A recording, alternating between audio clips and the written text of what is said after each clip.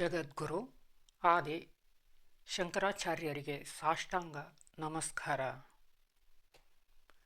ಕೇವಲ 32 ವರ್ಷಗಳಲ್ಲಿ ಇಡೀ ಭಾರತದ ಧಾರ್ಮಿಕ ಚಿಂತನೆಗೆ ದಿಕ್ಕು ನೀಡಿದ ಒಬ್ಬ ಮಹಾಪುರುಷ ಇದ್ದರು ಎಂದರೆ ನಂಬುತ್ತೀರಾ?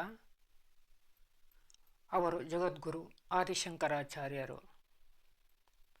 ಎಲ್ಲರಿಗೂ ನಮಸ್ಕಾರ. ಜಗದ್ಗುರು ಆದಿಶಂಕರಾಚಾರ್ಯರ ಜೀವನ ಭಾರತೀಯ ತತ್ವಶಾಸ್ತ್ರದ ಮಹಾನ್ ಚೇತನ ಸನಾತನ ಧರ್ಮದ ಪುನರುತ್ಥಾನಕ್ಕೆ ಕಾರಣರಾದ ಜಗದ್ಗುರು ಆದಿಶಂಕರಾಚಾರ್ಯರು ಕೇವಲ ತತ್ವಜ್ಞಾನಿಗಳಷ್ಟೇ ಅಲ್ಲದೆ ಅಖಂಡ ಭಾರತವನ್ನು ಸಾಂಸ್ಕೃತಿಕವಾಗಿ ಮತ್ತು ಆಧ್ಯಾತ್ಮಿಕವಾಗಿ ಒಂದುಗೂಡಿಸಿದ ಮಹಾನ್ ಸನ್ಯಾಸಿ ಇವರು. ಅತ್ಯಂತ ಕಿರಿಯ ವಯಸ್ಸಿನಲ್ಲೇ ಇಡೀ ದೇಶವನ್ನು ಸಂಚರಿಸಿ ಅದ್ವೈತ ಸಿದ್ಧಾಂತವನ್ನು ಪ್ರತಿಷ್ಠಾಪಿಸಿದ ಶಂಕರರ ಜೀವನವೇ ಒಂದು ಅದ್ಭುತ ಪಯಣ.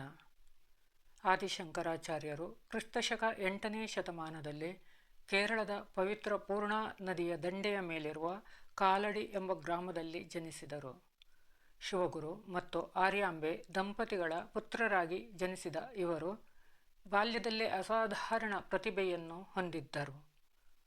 ತಮ್ಮ 5ನೇ ವಯಸ್ಸಿಗೆ ಉಪನಯನ ಮುಗಿಸಿ 8ನೇ ವಯಸ್ಸಿಗೆ 4 ವೇದಗಳಲ್ಲಿ ಪಾಂಡಿತ್ಯ ಸಾಧಿಸಿದರು.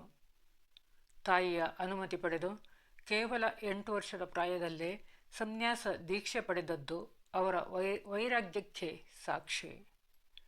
ಸನ್ಯಾಸಿಯಾದ ನಂತರ ಗುರುವಿನ ಹುಡುಕಾಟದಲ್ಲಿದ್ದ ಶಂಕರರಿಗೆ ನರ್ಮದಾ ನದಿಯ ತೀರದಲ್ಲಿ ಗೋವಿಂದ ಭಗವತ್ಪಾದರು ದರ್ಶನ ನೀಡಿದರು.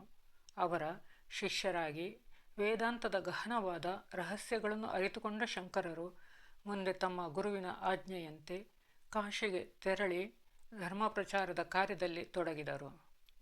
ಶಂಕರಾಚಾರ್ಯರು ಜಗತ್ತಿಗೆ ನೀಡಿದ ಅತಿ ದೊಡ್ಡ ಕೊಡುಗೆ ಅದ್ವೈತ ವೇದಾಂತ. ಅವರ ದರ್ಶನದ ಸಾರಾಂಶವಿದು. ಬ್ರಹ್ಮ ಸತ್ಯಂ ಜಗನ್ಮಿಥ್ಯಾ ಜೀವೋ ಬ್ರಹ್ಮೈವ ನ ಪರಃ. ಅಂದರೆ ಪರಬ್ರಹ್ಮನೊಬ್ಬನೇ ಶಾಶ್ವತ ಸತ್ಯ. ಈ ಜಗತ್ತು ಬದಲಾಗುವಂತಹದು ಮತ್ತು ಪ್ರತಿಯೊಂದು ಜೀವಿಯೂ ಮೂಲತಃ ಆ ಪರಬ್ರಹ್ಮನ ಅಂಶವೇ ಹೊರತು ಬೇರೆಯಲ್ಲ. ನಾವು ಮತ್ತು ದೇವರು ಬೇರೆ ಬೇರೆಯಲ್ಲ ಎಂಬ ಈ ತತ್ವವು ಆತ್ಮಜ್ಞಾನದ ದಾರಿಯನ್ನು ಸುಗಮಗೊಳಿಸಿತು. ಕೇವಲ ಜ್ಞಾನ ಮಾರ್ಗ ಮಾತ್ರವಲ್ಲದೆ ಭಕ್ತಿ ಮಾರ್ಗಕ್ಕೂ ಶಂಕರರು ಒತ್ತು ನೀಡಿದರು. ಅವರು ಉಪನಿಷತ್ತುಗಳು, ಭಗವದ್ಗೀತೆ ಮತ್ತು ಬ್ರಹ್ಮಸೂತ್ರಗಳಿಗೆ ಅತ್ಯಮೂಲ್ಯವಾದ ಭಾಷ್ಯಗಳನ್ನು ವ್ಯಾಖ್ಯಾನ ಬರೆದರು. ಸಾಮಾನ್ಯ ಜನರಿಗಾಗಿ ಭಜಗೋವಿಂದಂ, ಸೌಂದರ್ಯಲಹರಿ ಮತ್ತು ಕನಕಧಾರಾ ಸ್ತೋತ್ರಗಳಂತಹ ಮನಮುಟ್ಟುವ ಸ್ತೋತ್ರಗಳನ್ನು ರಚಿಸಿದರು.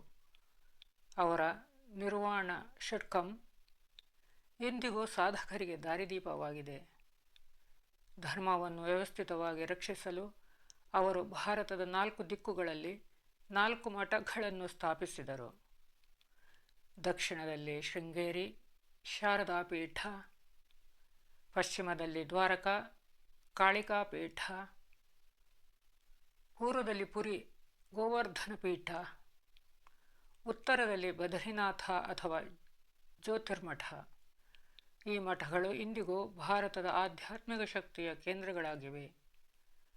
ಕೇವಲ 32 ವರ್ಷಗಳ ಅಲ್ಪಕಾಲದ ಜೀವನದಲ್ಲಿ ಅವರು ಸಾಧಿಸಿದ ಸಾಧನೆ ಅತೀತವಾದದ್ದು.